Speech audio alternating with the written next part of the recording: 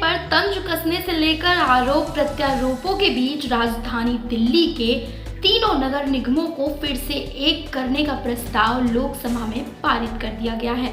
Bill पर चर्चा के दौरान विपक्ष ने सरकार पर राज्यों के अधिकार छीनने और संघीय ढांचे पर हमला करने को लेकर आरोप लगाए। गृह मंत्री अमित शाह ने इसे दलगत भावनाओं के बदले राष्ट्र केंद्रित नजरिए से देखने की नसीहत दी। अमित शाह ने कहा कि कांग्रेस ने मनमाने तरीके से अपने राजनीतिक फायदे के लिए दिल्ली नगर निगम को 3 हिस्सों में बांट दिया था। तीनों निगमों पर नीतिगत एकरूपता नहीं थी। संसाधन और दायित्वों का बंटवारा भी तर्कसंगत ढंग से नहीं किया गया।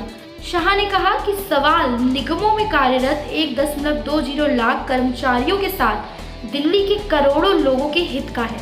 दिल्ली के मुख्यमंत्री पर निगमों के प्रति सौतेला व्यवहार अपनाने का आरोप लगाते हुए उन्होंने कहा कि पूरे मामले में केंद्र सरकार मूक दर्शक नहीं रह सकती।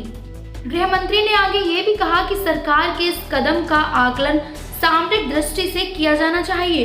राजधानी में राष्ट्रपति भवन, प्रधानमंत्री आवास, संसद भवन, सचिवालय और विभिन्न देशों के दूतावास हैं। हम निगमों में पारदर्शी व्यवस्था लाना चाहते हैं। देश की राजधानी में नागरिक प्रशासन को दुरुस्त किया जाना बहुत जरूरी है।